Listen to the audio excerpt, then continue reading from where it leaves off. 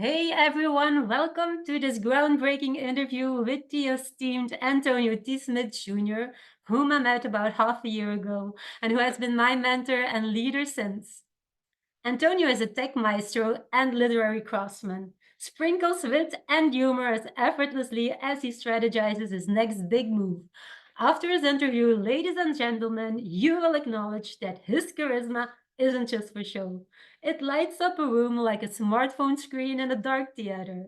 So, Antonio, welcome. That is a very original. I've never heard these things. Did you say sprinkles too? Did Yeah, you well, do that? I like it. I good. Well, you look glorious today. Thank you for the introduction.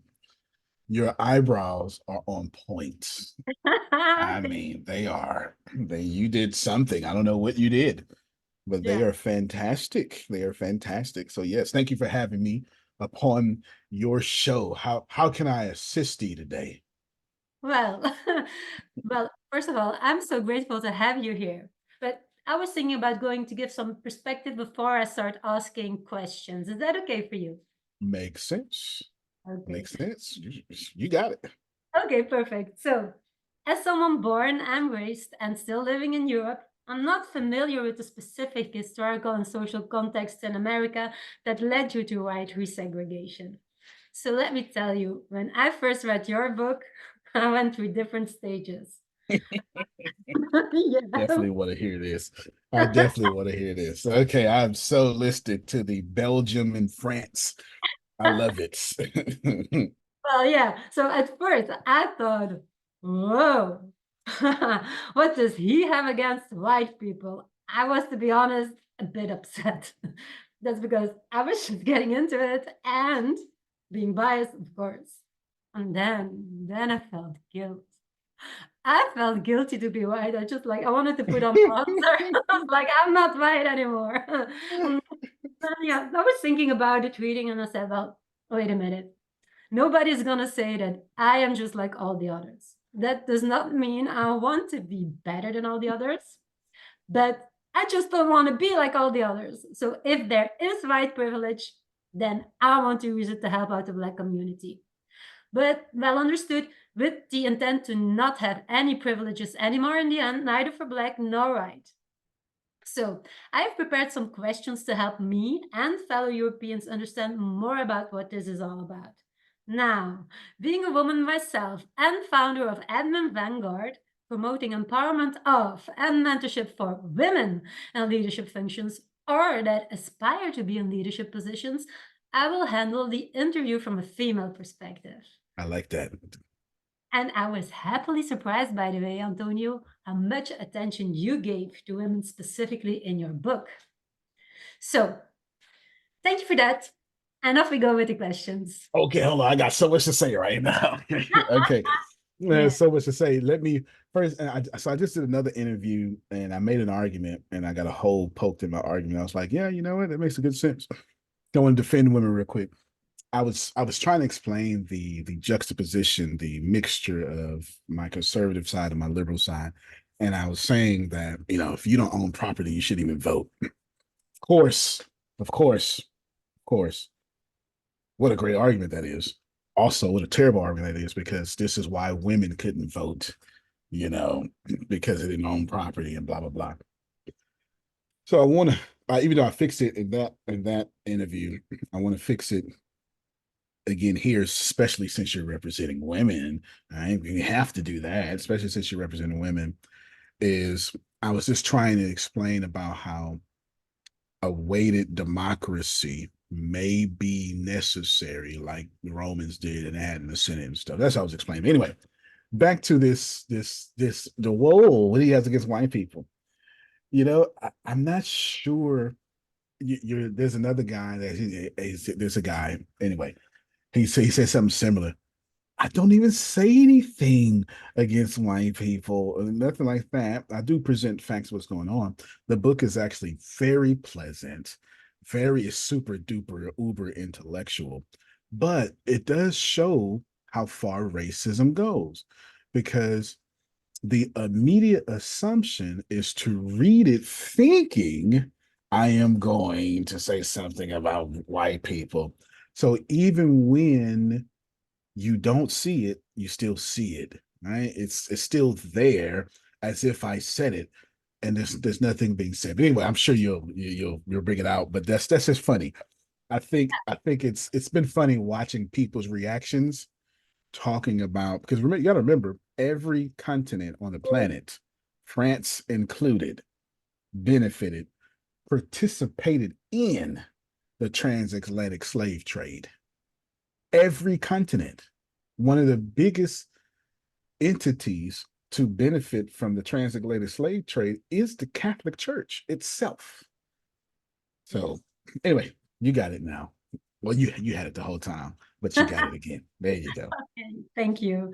So, Antonio, you talk about empowering people economically in your Yep. book.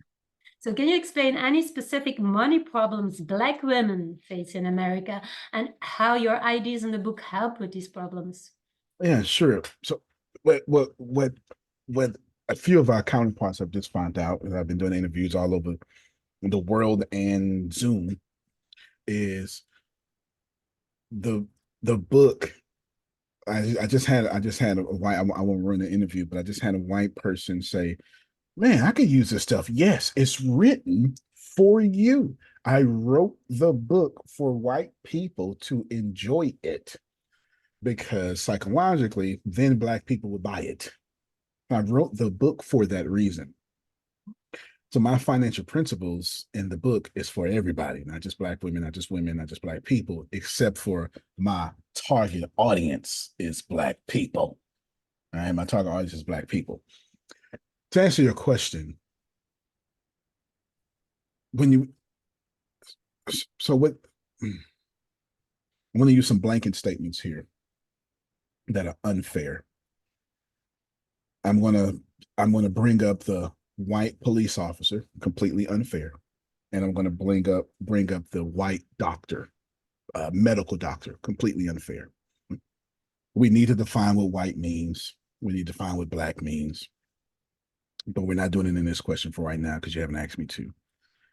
What the white police officer is to a black man in America is what a white doctor is to a black woman.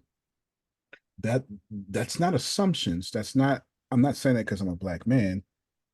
Half of the medical advancements that have happened on this planet have happened because of that happened on this planet in the last century and 20 years have happened because of the white doctors experimenting or snatching cells from a woman's uterus, purposely giving black people gonorrhea after during the war, after the war. So like this is an opinion I'm giving. This is just what it is.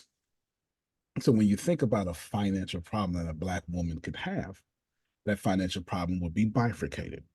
She's going to have the financial burden, a problem of not being able to afford to get a doctor that she could be comfortable with. Yeah. Mm-hmm. So one of the things that's one problem. The other problem is she's going to have a financial burden of making more than her black husband. There's another financial problem. And both of these financial problems are making the assumption that this woman has money. Hey, I'm in one assumption, I've got money, but I can't find a doctor that I want that's not going to take advantage of me, and I have money, but I make more money than my male significant other. So in both of these assumptions, the assumption is this black woman is doing well. Yeah.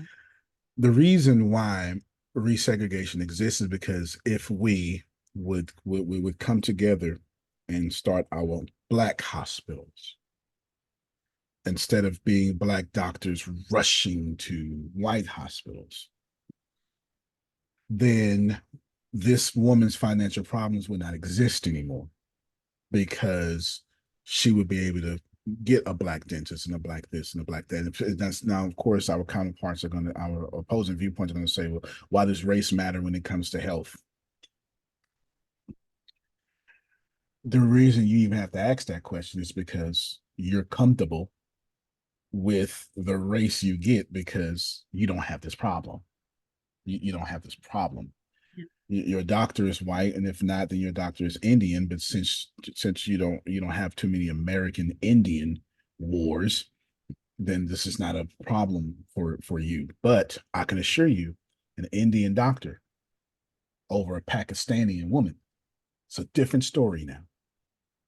So we would like to say race is not a part or a play, but if you don't understand the complex history of Indian, like not Native American, but Indian from India and Yes. Pakistani relationship, then you will never get how nervous a Pakistani woman is going to be with an Indian doctor with her legs gapped open, getting a pap smear. You're just never going to get it. So Yeah. race does play these factors, right? Race does play the factors. As far as the other one with the making my money and the husband, that's a different story. But I just brought up two. Anyway, Yeah. hopefully. Yeah. Sorry to interrupt, but I No, love. no, it's your interview. You But just asked a complex question and I had to give you a complex answer to. yes, but I just wanted to say that I like how you make the comparison. So it makes, Yeah. yeah, it makes it clear. But think about it right now. Russia and France are going through something right now. Yes. How Yeah. many, how many, how many French women are excited to go get a Russian doctor? I Why, wouldn't. okay. So it's so easy for us to go, race shouldn't be it. And I'm not trying to make race an issue, Hmm. but I'm born into a world where it is. But I'm not trying to make it. I didn't wake up, you know what? I think I'm gonna make race an issue. That happened before I got here. Okay, before I got here. And I can assure you there's not many French women willing to go under anesthesia, be unconscious, and have a Russian doctor, male or female, over their unconscious bodies Yeah. doing things. Yeah, Yes. yeah. Yeah. We don't think about we think about racism like what you can see like against black or against white, but these subtleties we don't think about it as Well, as that's because you're in France, and that's a compliment to France in itself. So obviously, if your audience, I read a lot, I travel a lot, so I may say a smart thing or two. My bad. France, when you become a French citizen, you're not French American, you're not French Belgium, you're not French Italian, you're just French. true. Yeah. You're just French. Like True. that's the right. That's true, right? Because you're in France. You're just French. True. Yes. France is saying, when you're one of us, you one of us. That's not True. what America is saying. America is not saying that. American says, so in order to be American, American means white. Anybody not white is hyphenated. African American, Polish American, Mexican American. Think about it. Mhm. When you describe Americans, the way Americans describe themselves, if it's non-white, it's hyphenated American. French don't do that. No. There's something to be said there. There Yeah. really is something to be said there, but I Yeah. digress. No, I think this is why I was like shocked in the beginning. It's like, no, but then I was like, okay, put it in perspective. And that's when I start feeling guilty. It's like, we did that. Oh no. Yeah. So, I guess part of my book is I do want you to feel guilty, but I don't want you to. It's not a guilt trip. It's a hey, people in power. Who are the people in power? They're white. Pick the country, still white. Like pick it. It doesn't matter. The people in power. Hey, people in power. So let's call what does in power mean? You control resources. What does control resources mean? You write laws, or you get to borrow from the Federal Reserve. So let's think about that for a moment. Good job, Apple. Let's think about that for a moment. If I write laws and I get to borrow from the Federal Reserve, I don't care if you're French or not. We can all close our eyes and know what that person looked like. yeah. I can go to Africa. if I write laws and also, I didn't say write laws only, I said, and also borrow money from the central bank in every continent, that person looks, first off, is not a woman. Let's start there. Since you're about women, let's start there. Firstly, none of us imagine a woman. That's a problem, ain't it? Yeah. Because what we're saying is women are not in power.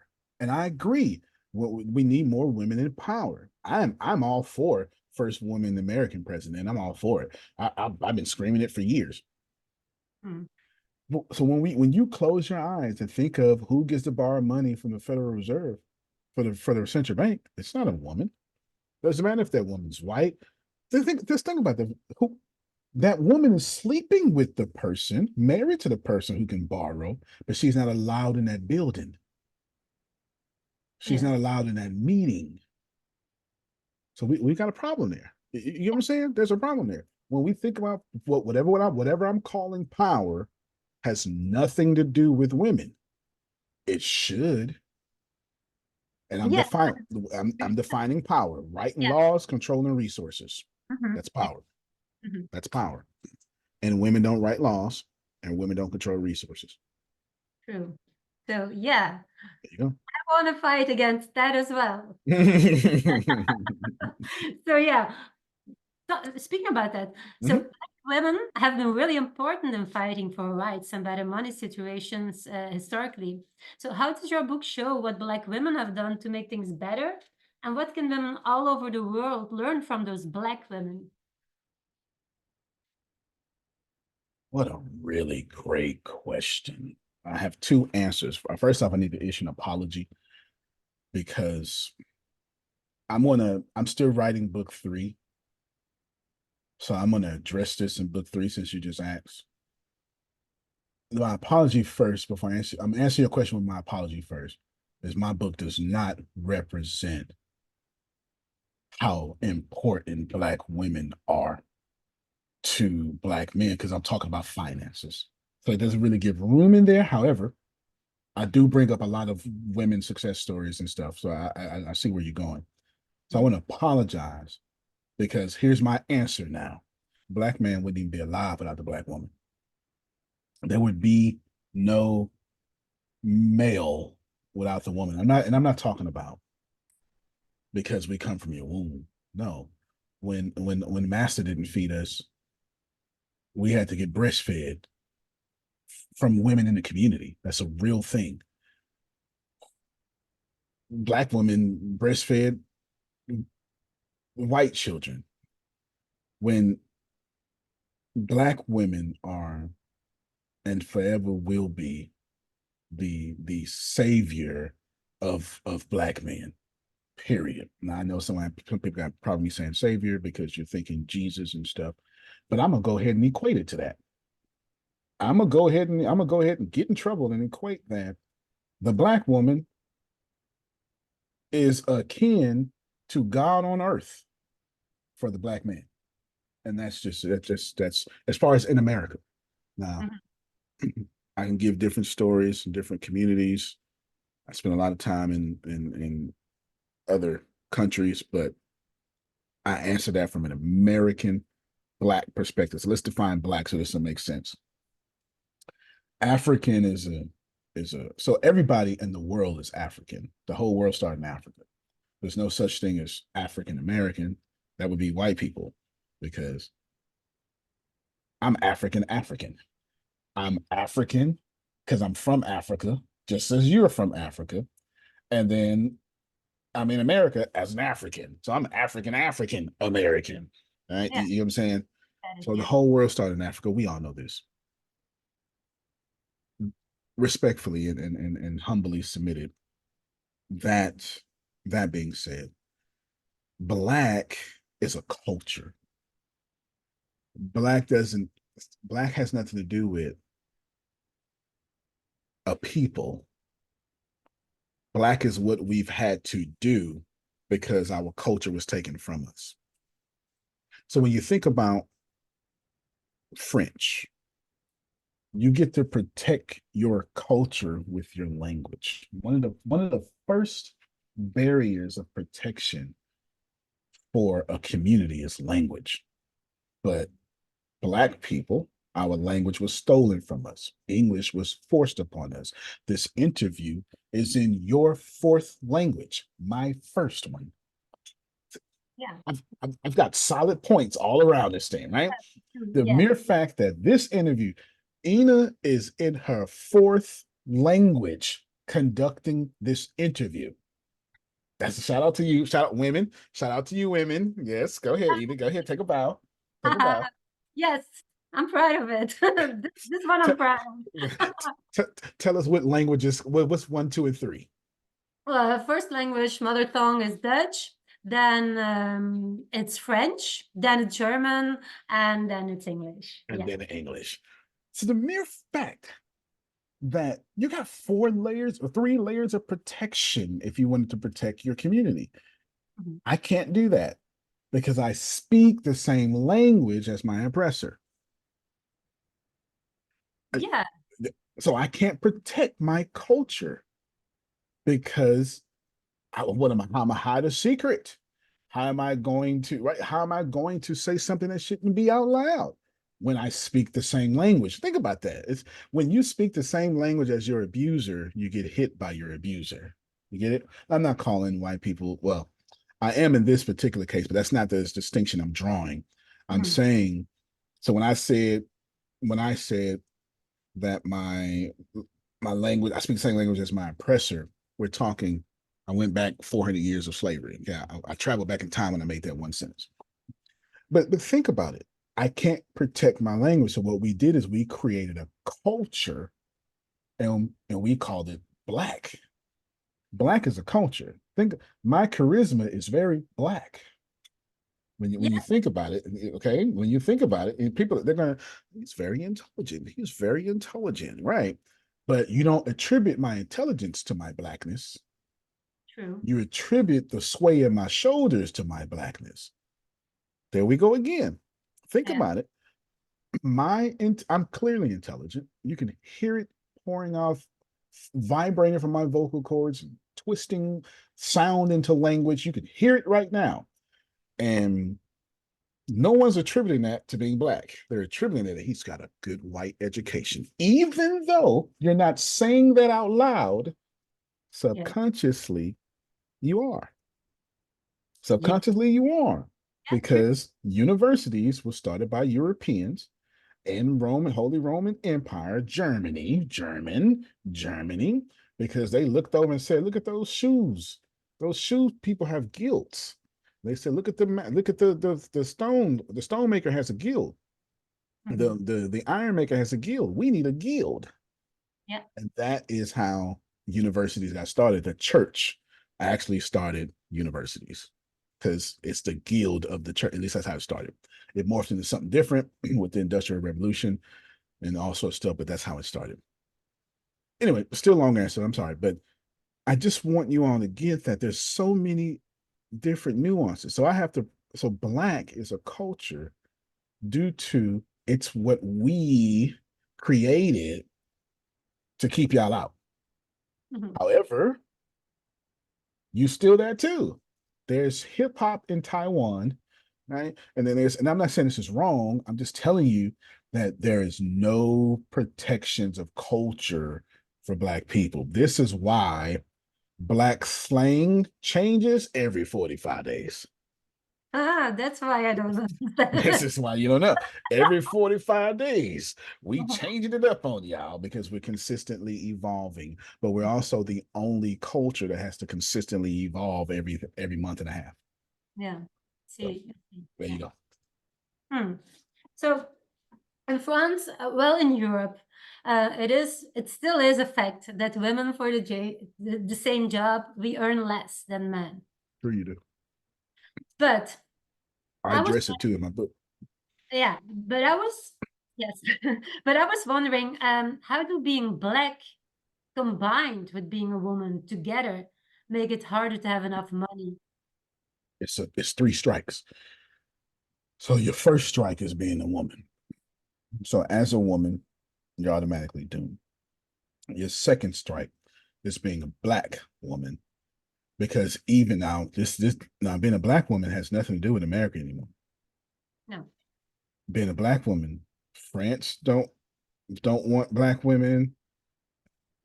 China don't want black women. I mean, you just like there's Yeah. no place for black women. Just so we're clear that y'all have you have slurs. Excuse me, not us. We don't think like that, but you have racial slurs in your mother tongue. Yeah. Some so if you got them, you got this problem. Just so we're clear, okay? Just so we're clear. And the third strike is knowing that you're a black woman. That's why it says three strikes. Strike number one is that you're a woman. Strike number two is that you're black. Strike number three is knowing that you got the two.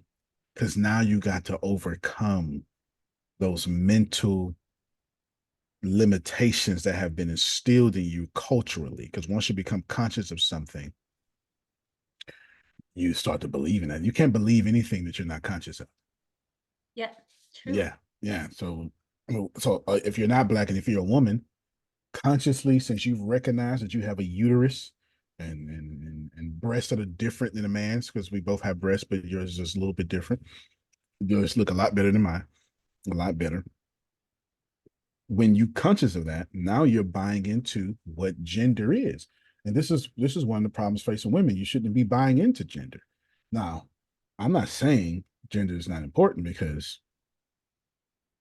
only women can have a baby until we invent a way for something else to do it. So Yeah. gender is important, but you shouldn't be putting gender into your economics. I'll tell you why. I'll give you a great example. The reason why I'll cover this in the book, but the reason why the gender wealth gap is so bad across the world is because gender specifically, Ina got pregnant, and it was your job to stay home and take care of the kids because you bought into gender. Who made who made I won't work for 6 years. I won't work for the first year. I will when the kids get sick, it's my responsibility to leave my job. Who made that a gender specific issue for women only? This Man. is yeah, men. So when you buy into the fact that you are a woman, you're also without provocation and without intent buying into all these other Kool-Aids that I'm talking about. Yeah. So now you're expected to stay home because you're a good person? No, because you were born to stay home. And this is where a big chunk of the wealth gap goes. So now why? So I get Ina pregnant. Congratulations, you have a black baby now. I get Ina pregnant. Since that's exactly what it would be. I get Ina pregnant, and now she has to stay home. Hmm. But I'm still meeting with Palm and Thomas and Adam and Cartwright and Joseph and Micah, and they're not meeting with Ina. So I'm bonding with these power players. Ina's bonding with the children. I'm getting promoted from the power players. I'm drinking scotch with them. I'm at the party. You can't go to the party because no kids are invited to the party. So you have to stay home. So now we in How to Win Friends and Influence People by Dale Carnegie. I'm the one out here winning friends. I'm the one out here influencing people. So my salary goes up not because I'm superior to you. It goes up because I got more access to Paul and Thomas and Phil and whoever I named. Yeah. Yes. And that's a large chunk of the gender gap. When personally, I think that should be even. I think men should equally be responsible for raising children, staying at home. It's me. I'm a huge egalitarian, so I'm big on equal rights. Yeah. Yes. Me too. But this is why I was just thinking about something my brother said to me, but once, and that upset me because he was a man, head of the Mhm. family, so he thought that he had to pay less taxes than I, because he was a man, head of the family. We should stay here for a little bit. We should absolutely stay here for a little bit. Could you please give us more details? Your women audience would love to hear it. Yeah. So I was a kind of career focus, and I wanted to get higher, but I was living alone, so I wasn't in a relationship, and I had to, we had a big discussion because I have to pay rent, but if you pay it with two, that's, you have to divide it by two, but I was alone. So I was already upset because I didn't have children, so I couldn't have like the day off, first day off at school.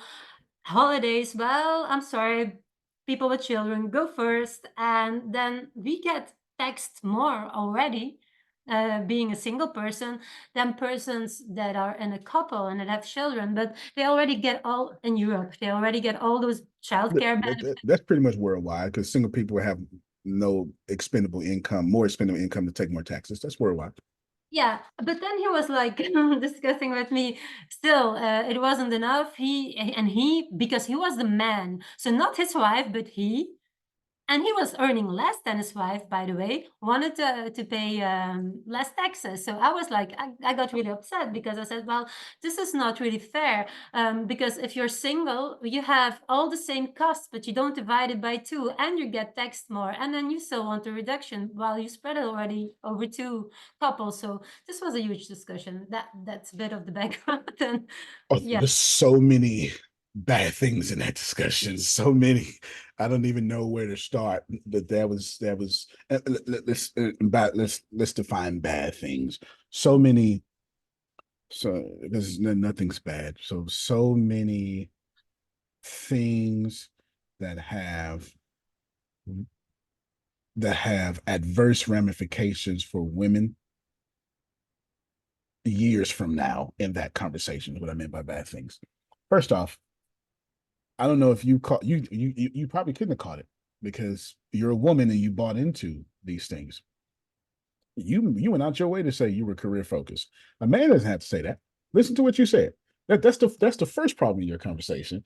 That as a woman pursuing wealth, you have to define it as career focused because it means something. You said, and at that time I was career focused, as if all the time you should be career focused. Because as a man, I'm career focused at all times.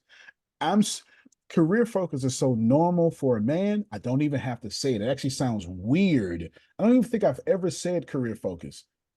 I'm pretty sure the most I've ever said career focus is now while keep repeating career focus. I'm pretty sure that's the case because Yeah. as a man, career focus doesn't make sense. Yes. I'm a man. I better be focused, right? I'm a man. I'm a man. Yeah. So you had to immediately split your life into career focus, family focus. What was the opposite of that? Family. It's not non-career focus, it's family focus.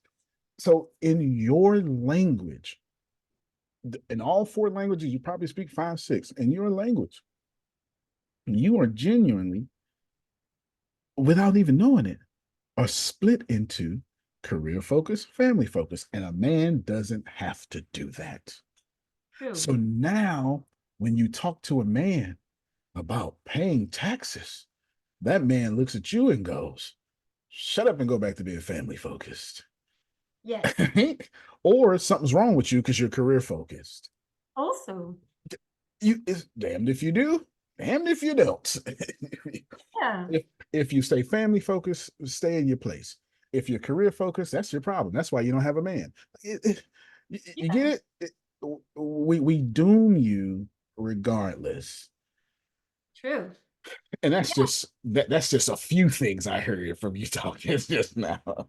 Yeah, it's true because I was single. I have been single a long time, like for 8 years until I was at my 30s, and they all were already telling me. My mother said, "Well, you prepare yourself. You have to give some money to your nieces and nephews to be like the sugar auntie, because otherwise nobody's gonna ever take care of you." I'm so angry because I was like, I'm gonna take care of Hey, myself. That was my attitude. But yeah. hey, so there's a lot of let's talk about let's open it up. There's a lot of truth there and a lot of toxic poison there we need to get rid of. It's just a little bit of both. It's a lot of both and in there. Mhm. First off, that's the black problem. What Mhm. you just described is the black problem. So if if if a white man gets $100,000 and a black man gets $100,000. They're not the same $100,000 because the white man can go and start investing and start his career. The black man has to go take care of grandmother, mother, siblings, cousins, and everybody else. So my $100,000 after taxes is already $63,000. So my $63,000 is now got to be divided from everybody else. So what ends up happening is this is what causes the black wealth gap. I have to take care of more people than the white man does. No, see, because the white man doesn't have to take care of grandmother and mother. He gets to keep his whole $100,000 outside of taxes. Yeah. My $100,000 is dwindled down drastically and immediately. So that's the black. You describe the black problem, whether you know it or not, or you know it now. Now, now what happens? And that black problem could go to an Indian problem because the firstborn son must take care of the whole family, right? Any place with a hierarchy of family, a patriarchy society, that would take place for sure. That would take place for sure. Now, as far as you being the sugar aunt, which is fair, I hope I got a sugar aunt around here somewhere. One of y'all can pay these bills. I have no problem. I'm looking around an empty studio. I've got no problem with y'all taking care of my bills whatsoever. I'm never gonna have a problem with that. But the idea of the one thing you rejected you shouldn't have because she had a point that if you do not take care of people and you stay single the way you were saying single, then nobody is going to take care of you. The reason why that's a point is because she's older than you and she grows up to where she grew up in the era where you had to have 9 children, hoping that one of them would keep their sense and take care of you in the old age. Yeah. And so this is why she's right, because the era in which, think about it, when you were growing up, you know, actually, me and you are in two totally different generations. Yeah. So even though, you would have children that I make money so I can have 4 children because I have four. I have 4 children because I can afford to do so. But if I didn't, I'd be a regular old millennial. And in fact, and I'm a millennial, and I waited till like 30 years old to have children. That sounds real millennial. You get what I'm saying? It sounds real millennial. Waited 30 years old to do all these things. So she's right in the aspect of you're going to not be taken care of, but she's wrong. That's a toxic behavior because we don't live, our society is so advanced now. We don't need to have 12 children and have that as our insurance policy. Because that's what you had to do. Like your insurance policy, so you don't have to get put in the old folks' home, was to have 12 kids, 9 kids, and hope one of them will put you in their home. We live in a modern society now. We don't have to do that. So she's right. If you get what she was saying, don't be so modern that you don't be able to take care of. She's also wrong by putting something that worked 2 generations ago on you. She should have did it all. That's very toxic poison. That's absolutely toxic poison for sure. Yeah, I think she thinks, well, I thought about it later because she said to me once, "Oh, I don't need anything for you if from you if daddy dies." So yeah, we have kind of but I don't need anything for you. Just do my paperwork because I don't know how to do that. So, and then I said, well, this is worrying her because, of course, she's from that generation. She stopped working. And so my father took care of everything, bill, everything, taxes. So she doesn't know how to do that anymore. So Right. this is her anxiety. So this is why I said, no, I want to know how to do all that myself. So, you never know. I want to be able to do it. But yeah. Which is wise of you. So that doesn't make you a career woman. That makes you a woman who doesn't want to be in a vulnerable position when you get older. That Yeah. made you intelligent. But we call intelligent women career women, right? Yeah, so you got to think about it. The reason why women fight each other and are so catty, as y'all would say, has nothing to do with women being catty. The reason why women fight each other is because men run the world and make 3,000 women apply for one job that only one of y'all can get. So when that woman gets that job, she knows if I lose this, I'll never get this opportunity again. So any other woman coming for that job or doing a good job under her, she needs to, it's preservation, survivalism kicks in, and Yeah. she's not being catty. She's protecting her legacy and her family and her ability to eat. Yes. Yeah. I didn't But think about it. Yeah. yeah, well, that's that's what I'm here for. Yeah. Yeah. No, in fact, there's a great book about that that covers that. It's called it is called Friend or Foe, Knowing When to Cooperate, Knowing When to Compete. They did a study about that in that book. Friend or Foe, Knowing When to Cooperate, Knowing When to Compete. I forget the authors, but that's the exact name. Friend or Foe is the title. Knowing When to Cooperate, Knowing When to Compete is the subtitle. Great book. And somewhere in the middle of that book has that analogy that I just gave, probably better than what I just did. There you go. I'm Yeah, gonna look at it. look it up. They did a great study on it. So that what I just said about the women I became, that's a fact. That's 100% fact, and I'm quoting my source. I'm blessed to have a photograph. Well, I don't really like saying that out loud, but this my memory is very very good. So I may or may not memorize everything I've seen ever. Sorry, but there you go. Okay. I cannot confirm or deny if that's true. Okay. Okay.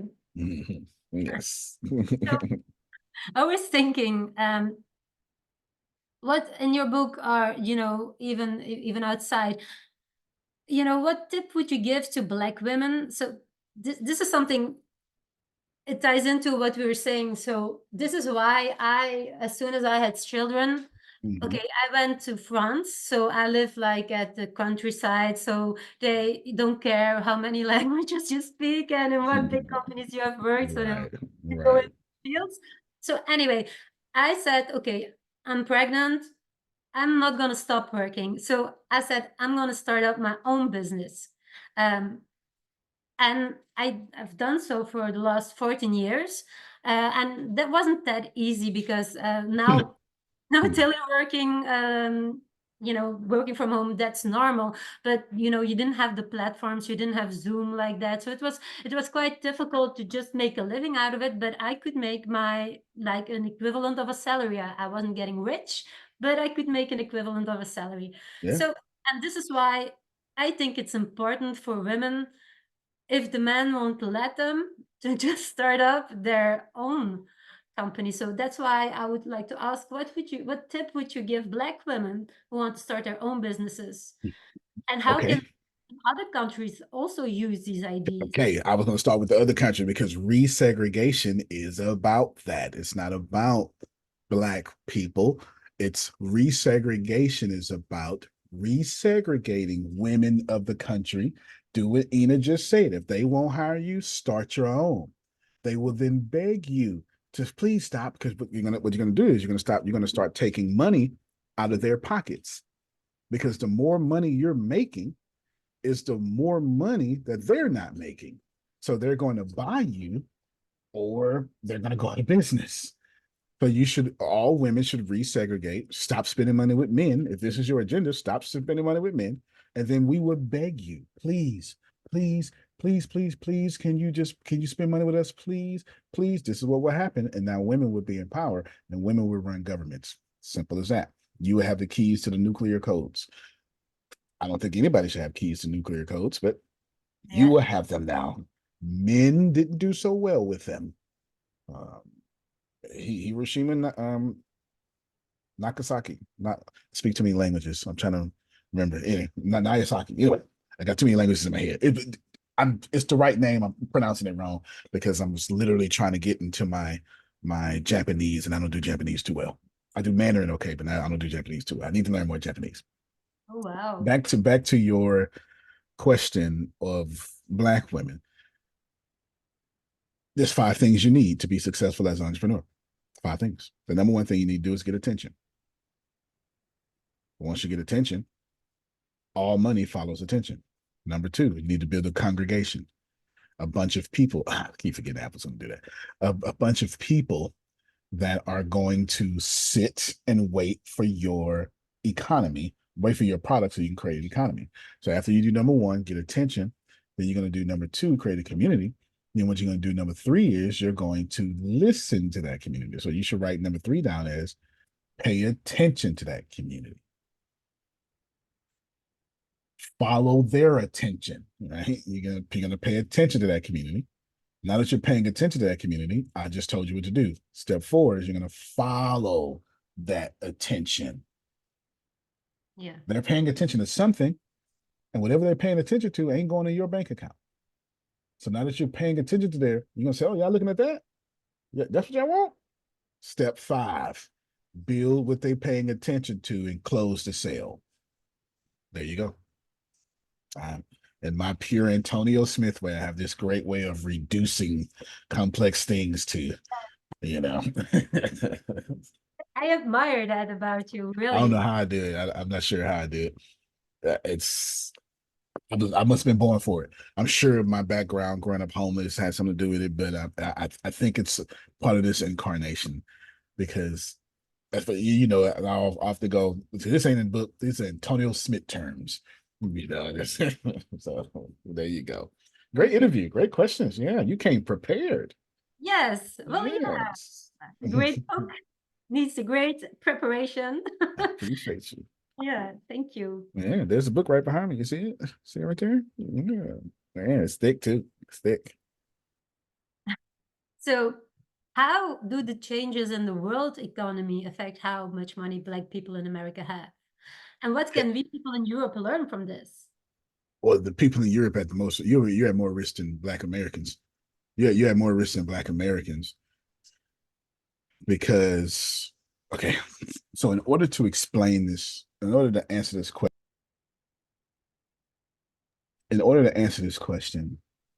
we need to understand economy. When Ina spends money, Ina becomes my income. When I get income, I then spend money and become someone else's income. And that's how all economies work. All economies work as someone spends money, it becomes income for someone else. That same income that someone just earned gets spent again, and that spending becomes income for someone else. This is how economies work. The reason why I told you all that people in Europe have it worse than Black Americans is because a lot of reasons. This is going to be a long, detailed answer with no rambling. We first need to define money. Money has two purposes. Money is a storehouse of wealth, that's number one, and it is a medium of exchange. It's number two. It's the only thing money is.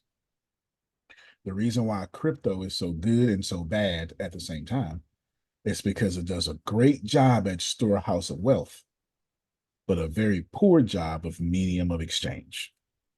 Like you can't take your Dogecoin and go get some bread. you can't you can't take it to the pharmacy and get some I don't know some headache medicine. You get it. So it sucks at medium of exchange, and until we fix that problem, crypto would be right where it is now. So now that we understand that money has two places, when you think about money, now you're thinking about the Central Reserve banks.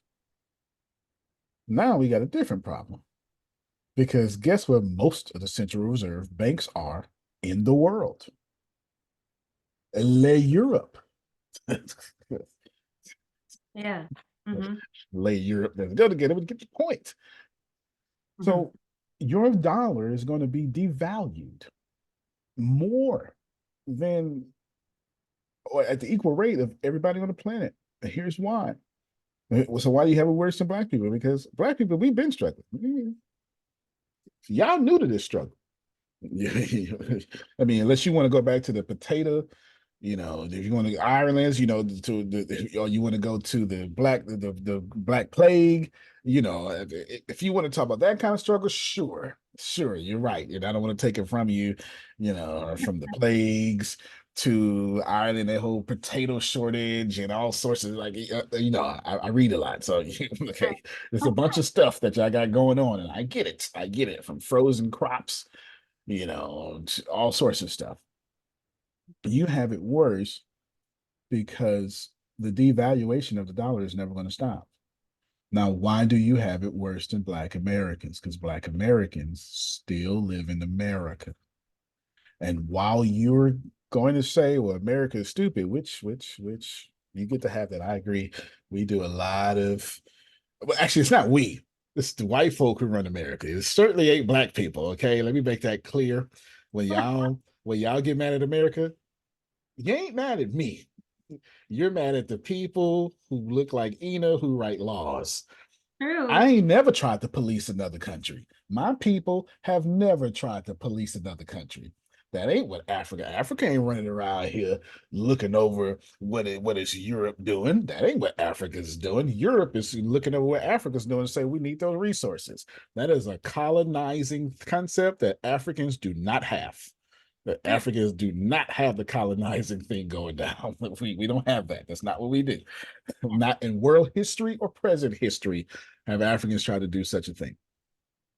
So the reason why I say Americans will have it better because 86% of the world is still trading on the US dollar.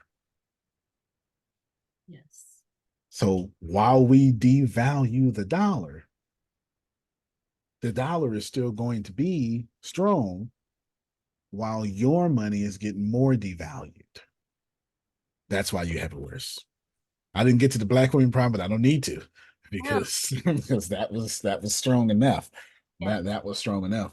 It's why in India right now, I haven't looked at the current exchange rates this morning, but the last time I looked, it was $16 for one American dollar. And then I just read yesterday, and I keep up with all this stuff. I just read yesterday, one country, it's escaping my brain right now, but there's a country right now that absolutely just took a super deep dive in their dollar, and it's appalling. It's appalling. It's appalling. Remember, Greece almost completely collapsed 10 years ago. Yes. Almost completely. Inflation was like 45% or something. Yeah. That's not a European problem, even though it is, because y'all invented the central bank. Let's make that very clear.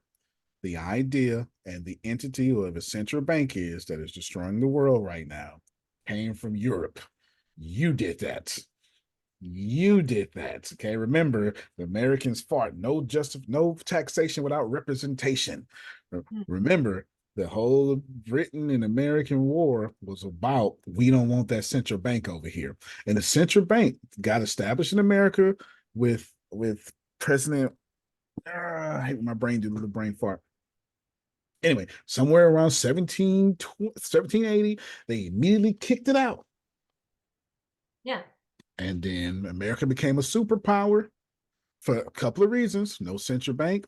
And then the Industrial Revolution, we produced more steel than anybody. Okay. And then 1913 came and the institution of the Federal Reserve. And now you have the world you see it today. Think about this. Everybody listen to all women, all you beautiful women, just Google how much has the dollar devalued since 1913. Doesn't matter what country you're in, doesn't matter. Doesn't matter. Last time I checked, the US dollar was something like 386% devalued since 1913. Something crazy like that. Remember, okay, so in 1908, am I right? 1899.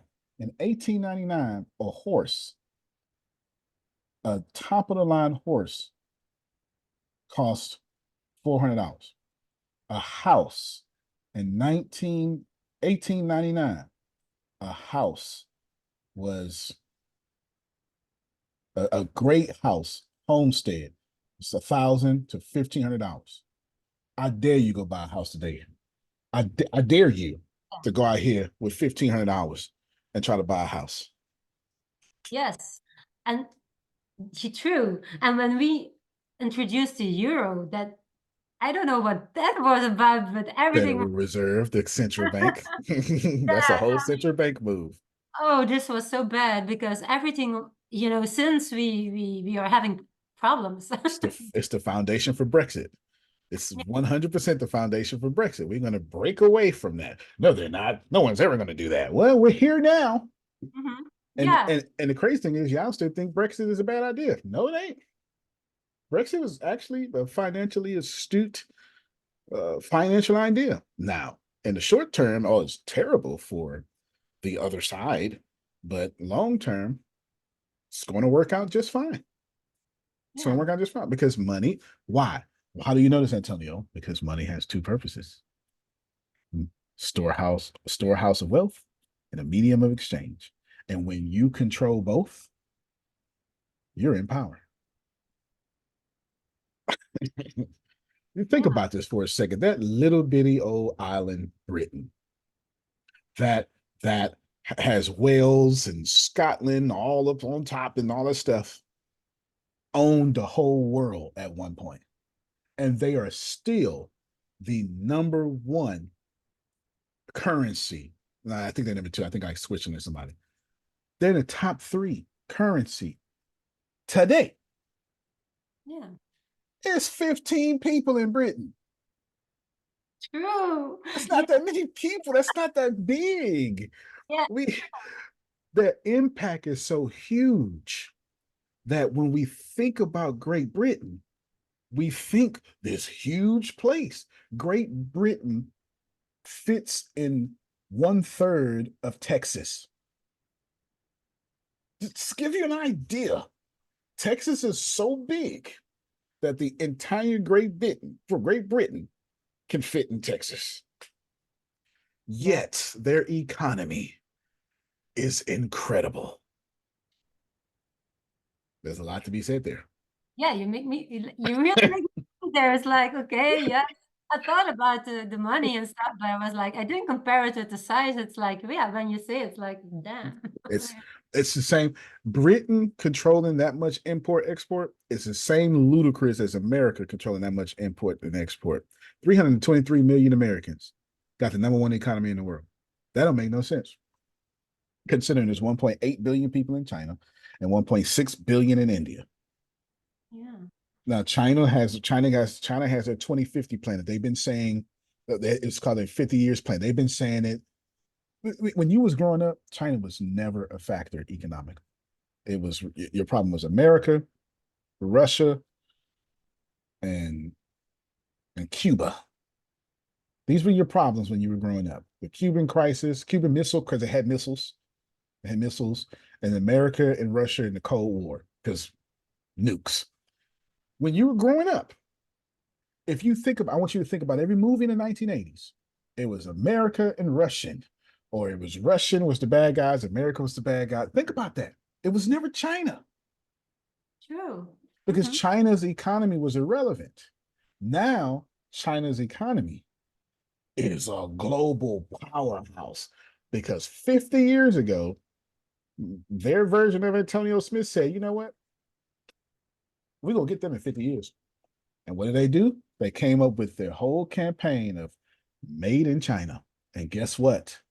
Most of the world's products to this day is still made in China. Yeah. Yeah, they're the manufacturers of the world. India is the customer support of the world. Yes. When you Yeah. think about the smartest people when you think about the top 10 tech companies in the world, it's an Indian CEO. Yes. And Yes. With the my exception of Apple. yeah. Yes. From my personal perspective, I also very much like to work with Indian people. Yeah, I They're worked with. fantastic. They're Yeah. fantastic. Yeah, Yes. Very they're smart. fantastic. They're incredibly smart. Mhm. I've never, well, I was gonna say I've never met an arrogant Indian person, but I'm a man. I'm sure women would have a very different perspective. And I've been a powerful man for a long time. So I'm not going to say that out loud the way I was going to say it out loud because I know shame on me for even thinking that. Yeah, of course they're not arrogant with me. It's my man, and I'm a powerful man in the Black community. So I get Yeah. treated a little differently. Yeah, I get treated a little Well, differently than a woman. but to be honest, I often have problems like when I work with other countries, some religions, men have it difficult to take orders from a woman because yeah, of course that's not in their religion or that's not how their culture is. But with Indian people, I never had any problem with any male person either. So, but just a side Makes note. sense. No, it makes sense. Makes sense. And yeah, that religion, that shut up and be quiet woman Mhm. is a very Western thing for sure. Not just the West, but it's a very Western thing. That's for sure. Yeah, Eastern Europe, that's really difficult for me. Eastern Europe is Western civilization. Yeah, very difficult. But yeah, we So for sure. survived and managed that. So Yeah. what I was thinking, you talked about it a little bit already with regards to languages. So yeah, that we can, protect ourselves with our language. Right. But can you talk about how, so that we have a bit of a perspective over here, how racism in America and Europe is different and the same at the same time? Yeah, because I'm going to tell you it's not different. What you let's define racism to answer this question. The answer is it's not different. There is no difference between racism in America and in Europe. Y'all hide it better. That's the right. You hide it better. You just, but there were slaves in Europe. There was like you just hide it better. Racism is the controlling of resources and the excluding of those resources benefits to a people group. That's racism. The controlling of resources and the exclusion of the benefits of those resources to people groups. So I love when I hear people go, it's just reverse racism. Doesn't exist. There's no such thing as reverse racism. There's no such thing as Black racism. There's no such thing as Indian racism. Because if you don't control the resources, you cannot be racist. You can be prejudiced. You could be a butthole, but you can't be racist. You know what I'm saying? Like there's plenty of other derogatory words that you absolutely deserve, but you can't be racist because racism is to control resources and to then tell Ina she cannot have no fruits of those resources or she gonna die or be punished. And if somebody try to help her, we're gonna kill them too. That's racism. Okay, that's racism. That's very much so still in Europe. You just Yes. call it different things. you just when you should just call it different things. But if you think about racism in Europe, it's just to France. I just complimented France about being very French. You Yeah. know, you're France, you're France. You're not Nigerian anymore. You're French, which is a great thing. But let's not pretend that there's not a people groups Yes. telling telling the lower class of France, you can have that. That's not how we do it here. Mhm. You get it? Yeah. Especially in the regions where I live, where you have, yeah, where it's like farming. So Exactly. then yeah, I can come and work like that's it. But you can work in the field, but you cannot tell me to run. Exactly. Yeah, true. Well, I just saw in Europe farmers are throwing all sorts of manure on like the parliament steps and stuff, and I'm like, I like it. Because people are the country, not our governments. Our people are the government, not the government. Yeah. The government doesn't exist. The people exist. The government is supposed to serve the people. The people are not supposed to serve the government. Not. That's not supposed to be that way. And I'm very conservative. Now, the reason why you have to ask your questions because we need to now we need to classify two different forms of racism now. I just told you what racism is. we need to make a clear distinction between American racism and racism. There's a clear distinction.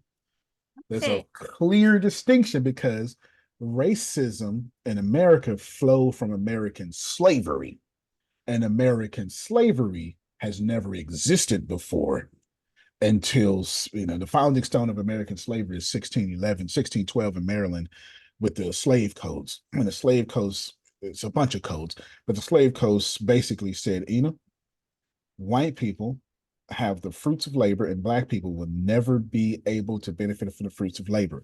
In a little bit after 1612, 1637, and there was the sorry, my bad, I messed up. There was the slave codes came second. It was the Edict of Maryland, Doctrine of Exclusion. Doctrine of Exclusion is 1611. Doctrine of Exclusion said everything I just said. White folk cannot have this. I mean, excuse me, black folk cannot have this. And if you do, you're gonna get in trouble, blah, blah, blah. The slave codes is a hybrid version of that came later, about 1637, that then said constitutionally, by law, black people can never, ever, ever get the benefits of white people. Now, this is a different animal. Now, your question is very valid because this is not a European problem.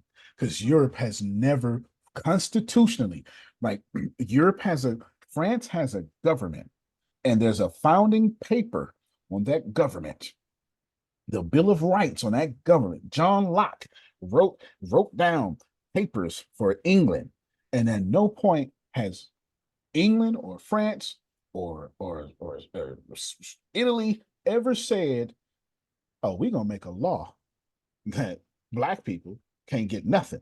Nope. Only American slavery did that constitutionally. So the United States Constitution is what America is built on. If it's not in the Constitution, it cannot be law. If it violates the Constitution, it cannot be law. Constitutionally, Americans to this day still have black people can be legally slaves according to the 13th Amendment. Now, they've put everybody in there. Everybody can be slaves, but here's the deal. It's the only country in world history, the only time in world history, not like American history, and this spinning globe that's expanding across the galaxy, the only time in the Milky Way galaxy that black people were legally, constitutionally, by federal government enslaved to be a labor force and to never benefit from that labor. That's American slavery. And that's why it's so tricky. And that's why you don't have the, I don't get what y'all doing over there because such the unmitigated gall to legally, from a federal government standpoint, tell a people you will forever be our labor force and you will never get paid for your labor. And in modern day, as my voice is talking now, it is still legal. That is why Europeans don't understand racism in America. Because what I just described to a normal person, what? Yeah, it's I getting me can't believe angry. Yeah. like half your audience with it is still legal. Like Yeah. literally. Yes. I mean, And everything I said is facts. I quoted every source. Doctrine mm, of Exclusion, look it up. The slave codes, the United States Constitution. I gave you dates. I'm okay. You go, but I'm just letting people know I ain't yeah. making this up. Okay, I'm not making this up. It's I count it. Yeah. I mean, but in Europe, I don't say that we're not. We still have those problems. You have different cities, of course, with more black people. By the way, if you would say black and so this is why I have a difficulty because black Right, say that in Europe, then you're in trouble. You can't say that anymore. I mean, you can makes even sense. people of color or something, even that. So it's really you have to say African. You Uh, know what? Somebody asked me today. So yeah, is African American okay or is there black? And I was like, well, African American's fine, but we're black because black is a culture, but Yes. that's American though. You get it? That's American. Black means something different in America because we were forced to create something that we can own. So Okay. black in Europe and black in America is two different words. Same Okay. word, but two different words. Okay. So because I'm like, okay, I felt like, oh, it's It's for me. okay if you call me black, you're not racist. It's okay. Okay. So I was Yeah, like, I your was whole like, audience can see you uncomfortable. Oh my god! Oh my god! But you can say African too because it's not offensive either. okay. Okay. Yeah, Like, oh my because god, thank you so much. Oh, I'm gonna just call you Antonio, okay? awesome. Yeah, yeah, but it's like we have to be very careful with what we say. Like, for example, this is a little anecdote, but you have like Father Christmas, and we have Saint Nicholas, and Saint Nicholas was like the holy man. Yeah, he Actually, was. He's a real person. Yeah. yeah, and so we had like the like black helpers, but those helpers were black because they went through the chimney to deliver to deliver the gifts. So this was in the culture, and now it is even so far that like there has been like little riots with people of color that don't want those little helpers to be black anymore. So now Mhm. in Belgium and in Holland, we cannot use we cannot, you know, we used to paint everybody black. We cannot do that anymore. And didn't have anything to do with that. But you know, True, but you know, yeah, things change over time. You probably should be black facing people. Yeah, it yeah, makes sense. I get it. I yeah, get it. And so now what you have is you would have a whole war going, a civil war going on because this is our heritage. This is, you can't change our heritage. This is our heritage. Yes. It's also tone deaf yeah, because that very heritage is used to hang me on a cross, literally to hang me from a tree. You get it? So you have to be careful with, and I'm not saying somebody's going to be mad at me. I didn't say Ina was wrong. I didn't say your heritage was wrong. I didn't say it's wrong. I said it's tone deaf yeah, because as long as something, I'm gonna show you how tone deaf it is. When you think about black people, it's always right. You can't really say nothing. But when you think about Jewish people, it's like, oh yes, no, no, no, no, no, stop that. I'll give you an example. If I start painting Jewish people black because this is our heritage due to, watch this very evil thing I'm about to say to get canceled. And now let me just, I do not, uh, let me do the disclaimer for you. The thoughts and views of Antonio Smith are not the thoughts and views or necessarily reflect the opinions of the admin vanguard and Ine Velaers, blah blah blah, whatever, however it goes. Okay, disclaimer. Okay, if I painted Jewish, if I well, let me say the Jewish, if I had a Jewish culture, so I painted people charcoal black because of the furnaces they were thrown into. See, you see that? See, you see that right there? You see that? yeah, That Holocaust, that how you went, oh my God, you can't say that. yeah, yeah, So were we thrown in. yeah, You see, there's an empathy for the Holocaust that is not shared with American slavery. And American slavery, and no disrespect to my Jewish brothers and sisters. And keep in mind, my degrees are in Jewish culture, and I'm not being anti-Semitic. Somebody's going to say I am, but that's not what I'm doing.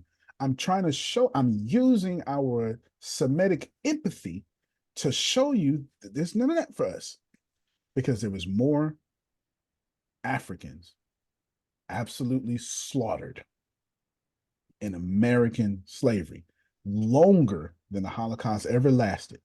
But we got Holocaust museums. You get it? We got all sorts of stuff. And we got something called anti Semitic. Anti Semitic, literally, Semitic means people of Africa. Semitic does not mean Jewish. Semitic means Africa, between two rivers, Mesopotamia, the first civilization. And the first civilization was African. mm, But we've propaganded enough to where Semitic means Jewish. yes, You get it? So I'm just telling you that if I start painting kids with that Jewish thing, oh my God, you can't do that, Antonio. But if you paint kids and it's like, hey, it's our heritage, that's because there's no empathy for what Black people went through, like it is for what Jewish people went through. That's why. Now, why is that the case? I don't know, Antonio. Propaganda, something, blah, blah, blah. Propaganda would be in there. All sorts of stuff. Lack of education, that would be in there. But I would tell you for sure, if Black folk made money like Jewish folk, it'd be plenty of empathy going around. Yes, true. Yeah, the reason why there's not much Black empathy, according to Antonio, and you can quote me on this and cancel me for this one, is because we're so poor, you don't need to have empathy for us. It's Why would I? it's Why am I scared of you? You're poor. Go on March. You'll be at work tomorrow. yeah. I'm March today, but I gotta go back to work. All you gotta do is wait 2 Fridays, Black people to get in line, because we need that paycheck. Yes. That's Black folk are 2 Fridays away from being bankrupt. It's a harsh reality. yeah. You're, Yes. you're, you're poor podcast listeners, poor podcast listeners. Well, it needs to be said. It's like I said, I mean, I felt guilty and I was like, but no, we don't have to continue to do the same thing. When I So brought up the Holocaust example, that was guilt. Like yeah. I felt guilt when I said it, but I didn't say it disrespectfully. I was trying to show you. But that in itself was guilt. But that guilt is not spread to us. No, that's true. Yeah. And I do have to say, especially we don't even in school, but as I know the point that you made, it's about Yeah. money, that the government, allows it. So, but this is why I think also we don't learn about it in school because it's not important to learn about it in school. I mean, It's we don't uncomfortable. also, but like we have had colonies as well. I know because my auntie, she lived in Congo. So, Yes. and so Yes. they had, You know how many Africans speak French? You know how many yeah. in Africa, how much French is the first mother tongue? Yes, Yeah. it's like the France big was French. huge on slaves. Yeah. We Yeah. own half America, for God's sakes. Come on. Yeah. No, but but they don't tell you that in school. No, no, So, no. it's like my auntie, she had like it's a slave, I call it. She called it the boy. But Yeah. it's yeah. No, no, So, that's yeah. In Africa and in Europe, we still say boys' quarters. That means the slave quarters. Yeah, that's yes. It's I'm well traveled. I yeah, got yeah. I was like, I mean, and she had like also like African things like ivory from Alpha. So I didn't really like that auntie that much, but I mean, so yeah, but we don't learn about it. And perhaps in the Netherlands, they learn about their colonies, but that's about it. That's true. Yeah. That's So that's true. I was thinking furthermore, but with regards to technology, is there a way that technology can help Black communities all over the world to make money? Lord, yes. So I need to bring up inappropriate Black behavior for a moment. That's kind of borrowing that from Dr. Claude Anderson. Inappropriate Black behavior is exactly what it sounds like. My people have a lot of inappropriate behaviors that I'm ashamed to even say out loud on this podcast or interview or whatever the hell it is.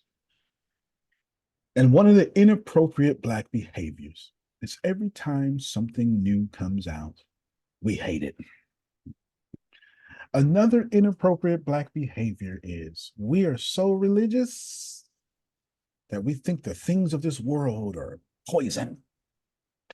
So when technology comes out, like artificial intelligence, we're going to resist it.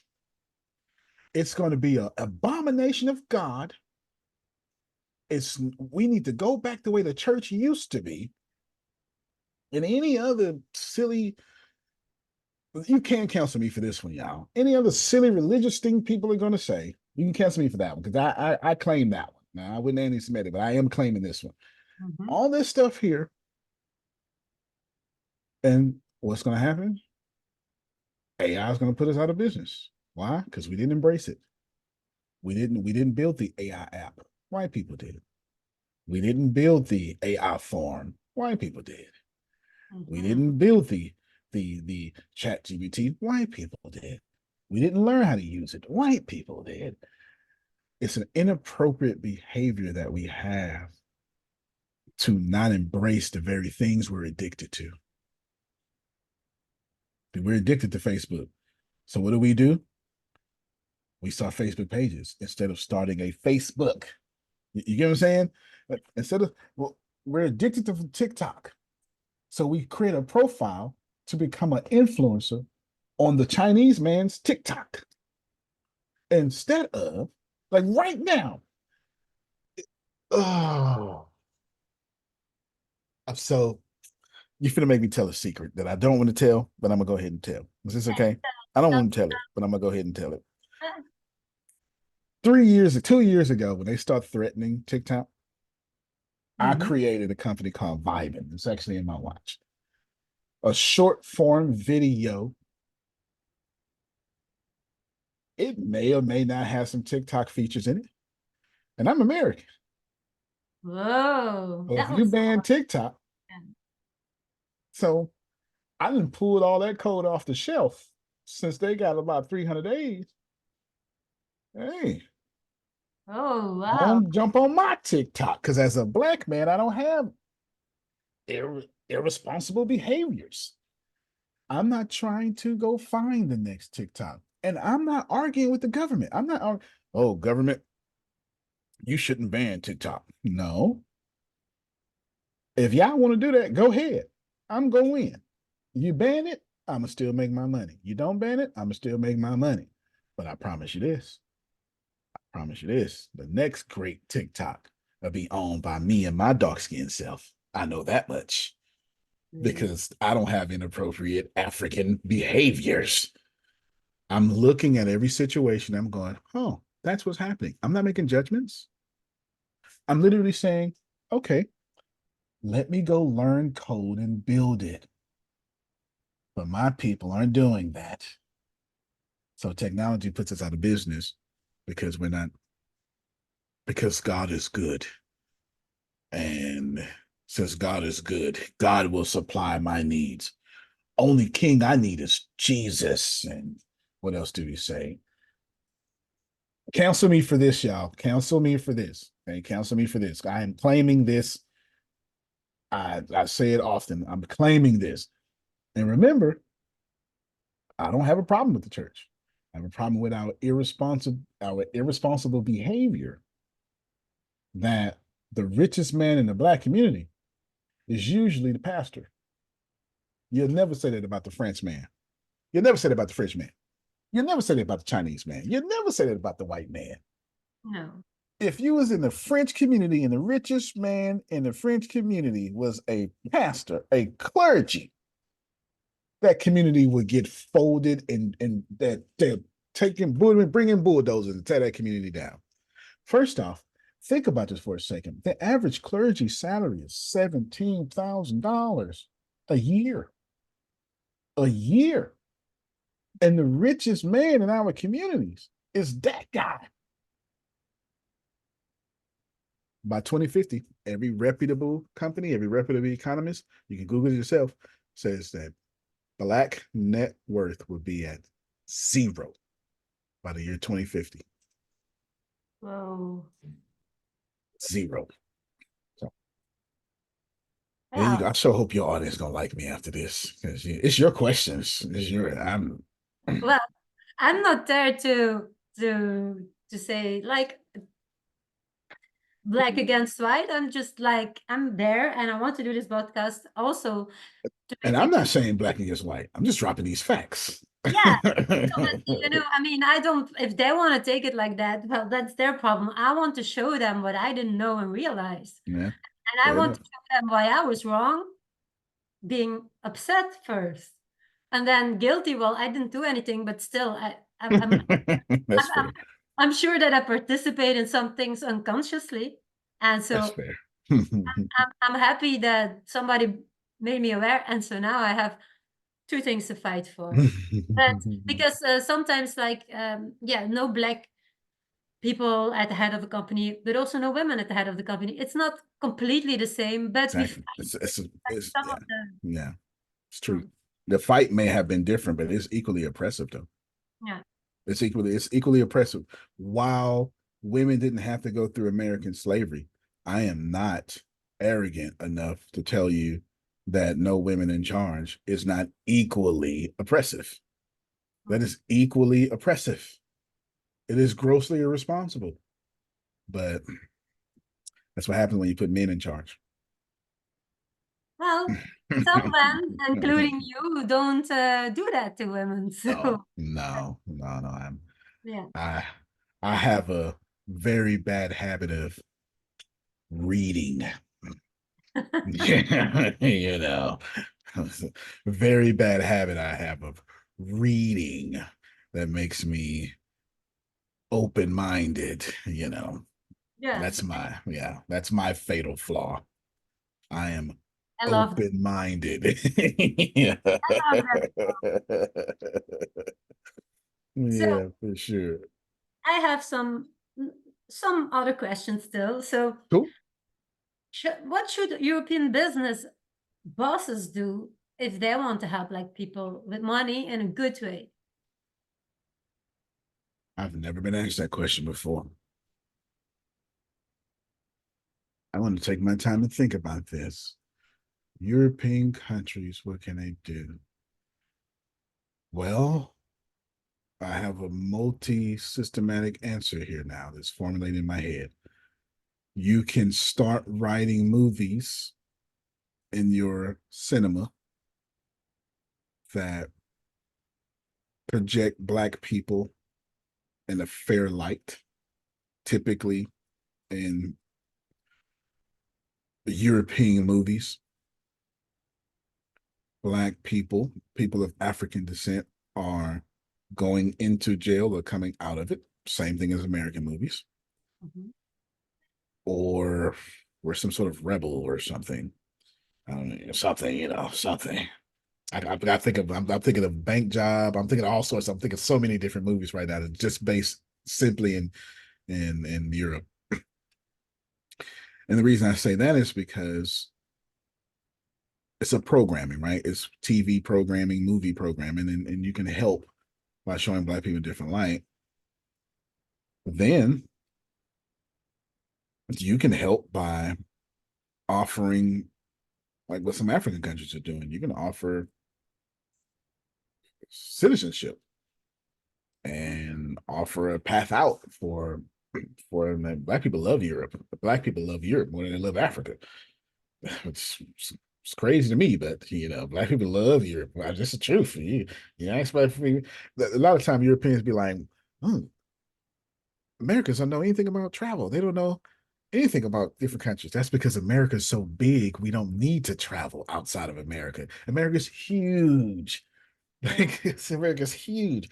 If I leave my part of Texas right now and start driving to El Paso, which is on the west part of Texas, that's a 17-hour drive in the same state. Going, I have no idea what 70 miles per hour is in kilometers, but that's fast. Okay. Wow. Yes, that's fast. That's how big Texas is. And that's one state in America. So no, we're not, we don't know. I mean, if you drive 17 hours, if you get in your car right now, drive 17 hours, you will cross at least 9 countries. Oh, yes. Belgium is so small. In 2 hours and a quarter, I can drive from north to south. I So, can't, 2 hours and a quarter, I'll be on the other side of Houston. Because yeah. Houston, it takes an hour to get through Houston. We have a joke around here. Houston is an hour away from Houston. That's how big Houston is. That's what we say. Houston is an hour away from Houston itself. Like literally, it takes 2 hours to drive out of Houston. Oh. Out of Houston. And this is assuming there's not much traffic. Out of Houston. It takes about 2 hours to drive out of Houston. So anyway. And then we were thinking, oh, we're going to the big city of Brussels. No, so we don't travel much because there's a lot of traveling in America in itself. And then since each state is sovereign, every time you go to a new state, it's like going to a new country because it doesn't look the same. It doesn't have the same laws. It doesn't like America's a really interesting melting pot. It's a really interesting melting pot. But anyway, yeah, so y'all can do that. Free citizenship. And then the number one idea that popped in my head that I was trying to jostle around in my head to make sure it's right. Create some YouTube pages. As crazy as it sounds, create European funded YouTube pages and get some influencers and give away grants to influencers to talk about the American issues and from a point of I've researched it, here's what I've learned. Do that because the internet is the wild, wild west. Mm, You put enough information on the internet, the true. people on TikTok will force it to change. People on TikTok will force it to change. That's for sure. TikTok is a great community. It really is. Yeah, that's It's a great community. That was a like good question. a little light bulb go up there. Yeah. So yeah, so my next question was related to that actually. What can the media more do? But Just yeah, answer that one. Yeah. so There you go. So American media can next question. so obviously I'm from Europe and I want to Yep. help Black people in America do better with money. So Fair. in general, if you can list like 5 of the most important things you want all of the people all over the world to learn, About money. yeah, yeah, from your book, yes, and how we can help. So aside of what we discussed, or even if those are the main points, I don't know, but what would you really want Yeah. people to get out of it? Chapter 12. The whole book is written for chapter 12. So my book is written for chapter 12, the power matrix. The power matrix is the whole point of the book. Everything else is like a long introduction. It's a very good, never repeating information introduction, but chapter 12 is the point of the book. That's number one. What I would love for people to learn, I think in like chapter 8 or something, I talk about how to start a bank. So there you go. It's oh yeah, I do it from start to finish because I'm in the process of doing so. So I just gave all the steps that I'm doing. And let's talk about money real quick. If I wanted five, because you asked that question, if I wanted 5 things I wanted people to know about money, it would go in this order. It would go in this order. How to how to make it, how to keep it. No, I wouldn't keep it first. How to make it, how to multiply it, how to keep it. Those would be my first 3 things. How to invest it in real estate and so number 4 is gonna have an and in it. Real estate and hard resources. So that's like silver, gold, farms, hard. What's a hard resource? Something I can walk in, walk through, or throw at you. And like this is some seltzer water right here. That's a hard resource. I can throw this at you. Not not Bitcoin. I'm a fan of Bitcoin. I'm a fan of cryptocurrency, but I can't walk through it. So I'm not calling it a hard resource. You get it? A hard resource is exactly what I'm saying. I can touch it, right? And then 5th, I would say how to keep money in your community 17 times before it leaves your community. And every single thing I just said there is also in the book. I'm pretty sure it is. I can't imagine how I went over the book, the finances is not there because it's what Mhm. I do. Yes. The book is actually 3 volumes. Volume 2 comes out May 25th, which And the first book is about finances. The second book is about racism and the white ally, because we need to do a lot more to help protect the white ally. That's so people are going to like the book. People are going to get pissed off too because I drop all the facts about racism. And you know how you went, oh my Yeah. God, what's got a problem with white people? I got a whole half a book saying, oh my God, white people, thank you so much. But nobody's going to hear that though. They're not going to hear it though, right? They're going to be mad at me I think because, so. yes, yeah, because we need help from the white ally. And the white ally needs to stop being treated like a Negro when they help a Negro, because that's what happens to the white ally. When a white ally helps, they get treated like a black person. But fine, since you want to be a black lover, and I didn't mean the word black there, I meant the N word, since you want to be I'm gonna treat you like one. You get it? This is what happens to white ally. This is exactly what happens to the white ally. As soon as you help, you get treated like a slave. You get the same. Right now, I just told somebody else this. You're taking more risk than me. You white. People, they're gonna get mad at you. They don't get mad at me. First off, they don't expect nothing from me. Yeah. Secondly, if I'm doing good, they're gonna say, "Oh my God, this man's intelligent." If I do bad, they're gonna say because he's black. Of course. What the hell you brought him to the show for? You knew he was gonna do that bad thing. There's Yeah. no expectation on me. But you white, you lily white. You're not just white. You are like prototypical white. You understand? Whatever we call it white, you fit it. You True. absolutely. I assume that you put raisins in your potato salad. That's how, that's an American joke. Don't worry about it. You that kind of white, okay? You put marshmallows in your mashed potatoes and stuff like that. White people do weird stuff, and at least that's what black people think that they cook. Did you just go? That might taste good. Oh my God, that was so disgusting. No, that will not taste good until you ever do that. Okay, and what happens is they're going to look at you and they're going to go, now why did she bring him to the show? Yeah. She knew better. How dare her? Look at her cut him. Look at him cut her off. Look, they're gonna admonish you. You're taking all the risk because as a black person, nobody expects me to do anything but misbehave. But you, how dare you give him a platform to spread his lies, right? That's the problem facing the white ally, which is why I spent a whole book talking about it, or at least half of a whole book talking about it, because the white ally can't do nothing. We Yeah. don't let y'all do nothing. You hear me? The white ally, hey, we should help. Shut up, Ada. You're liberal. True. It won't make me shut up, you know that. But yeah. Freaking liberal libtard. Oh my God. So then Yeah. and then here's the crazy part. Then when you come help me as a black man, I'm so wounded. As soon as you help me, the hell you over here for? What's your agenda, lady?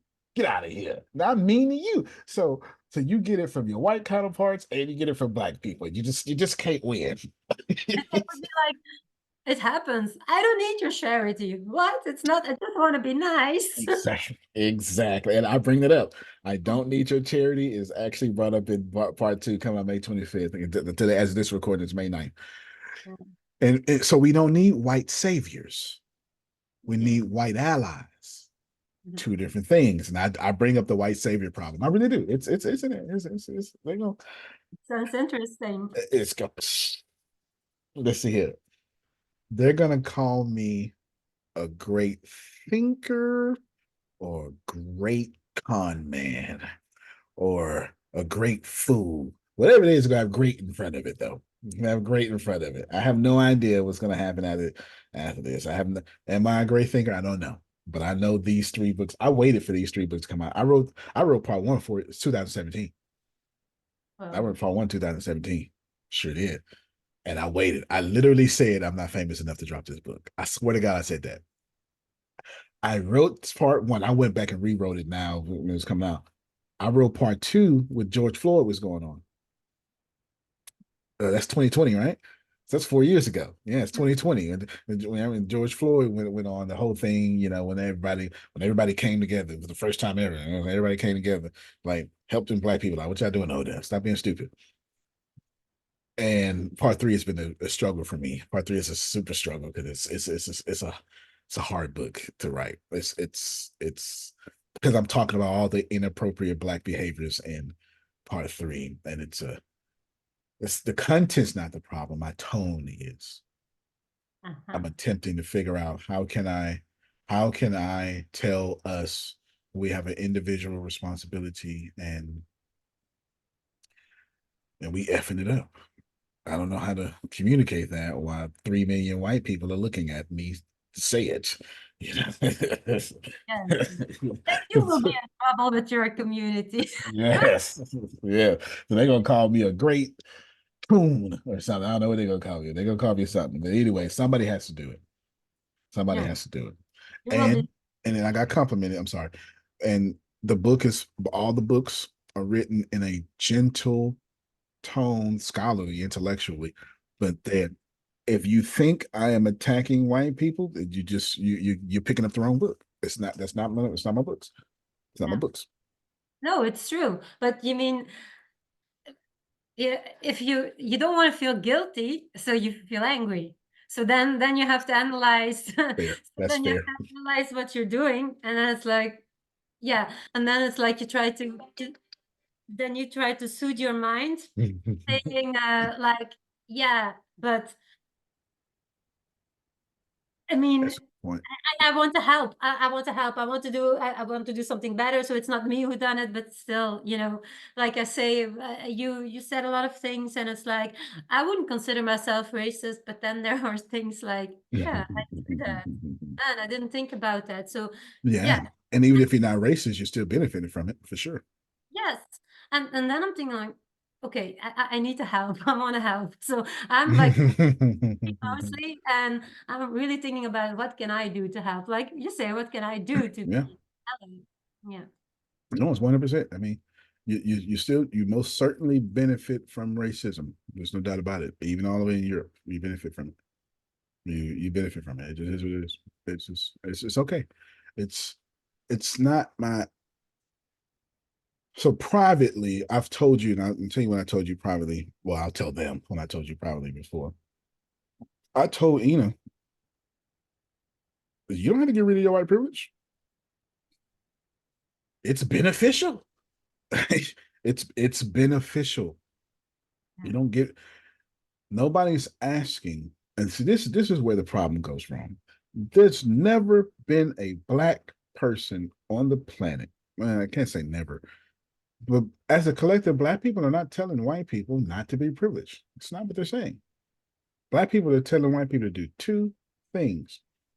Actually, black people are telling white people three things. You might want to write these down. I know this ain't no class or nothing, but you may want to write these down because this might go in your show notes. I don't know.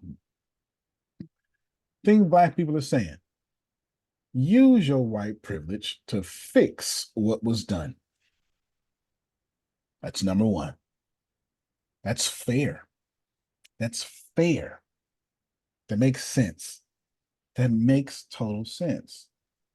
Number two, hey, be real that you got white privilege. And let me get some of that too. That's the second thing. It's literally Black Lives Matter doesn't say white lives don't matter. It says Black Lives Matter too. But of course, now Black Lives Matter has a bad reputation now, not because of what black people done, it's because of what people like. If you want to ruin something, then you hide behind the scenes and you do things and you right, and then you make sure it gets a bad reputation. That's what's happening. And the third thing black people are trying to tell white people is now I'm gonna change my tone here. Be very glad that we are asking for equality because we could be asking for revenge. And that's real. Yes. That's real. That's 100. Every collective black group you ever go meet is saying all three of those things. Like, I don't mind you have white privilege. Can I get some too? Like, y'all got some more of that white privilege out there? Let me get some too. Right?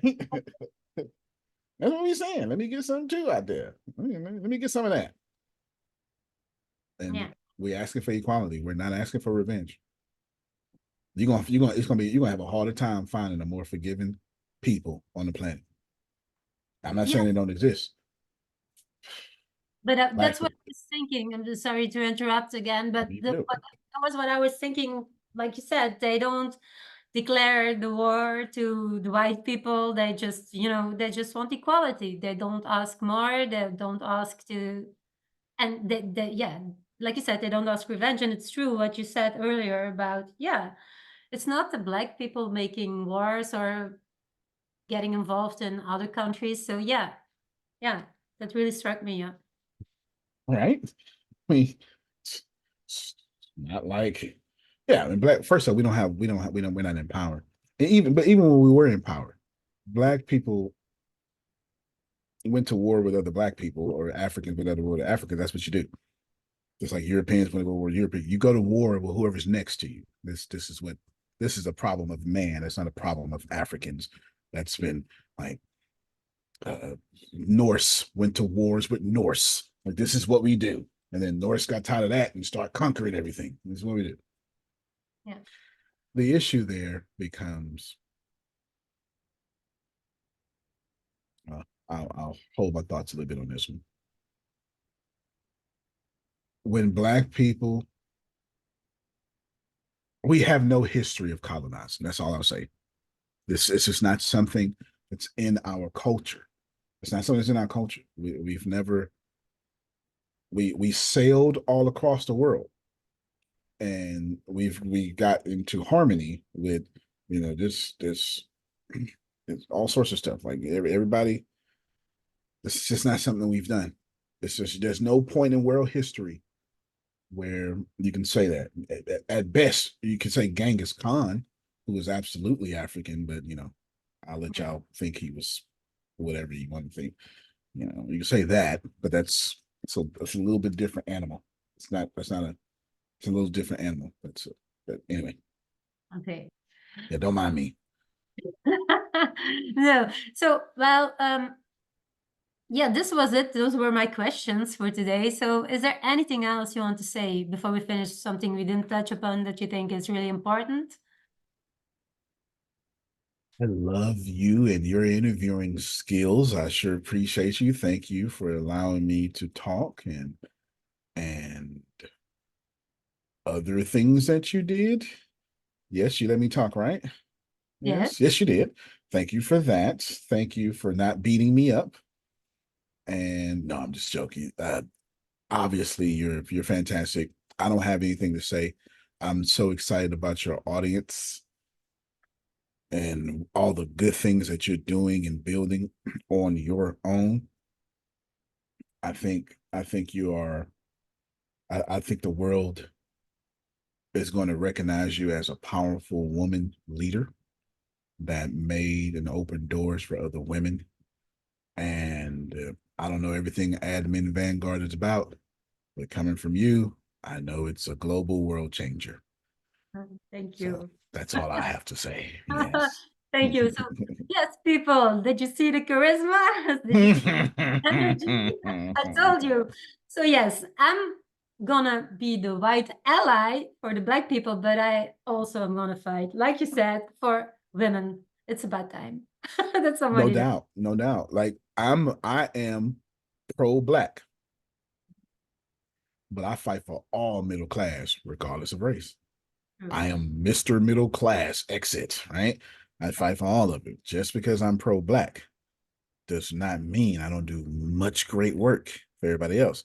The only time something's wrong is when you say pro black, people just automatically assume with lack of empathy that I'm saying F all y'all. But pro Korean man doesn't have that problem. Pro Polish man, pro French man gets to be pro French Ooh. without saying F Antonio, right? So Yeah, for black, it's like, okay, you're against me. Why? exactly. That's propaganda for you, man. That's billions of dollars of propaganda that just make people think the other way. If actually, one last thing, if you want to kill racism, have a conversation. That's what I'll say. Yeah. If you want to kill racism, have a conversation. Conversation is the fastest way to in assumptions is to have a conversation. Yes. And I've learned that I've learned that that's like on all levels, not only racism. That's right. Yeah. That's right. So thank you so much. Thank you so much. And yeah, people go get a book and yeah, help us. Talk to you I'm soon. grateful. Talk to Bye. you soon. Thank you so much.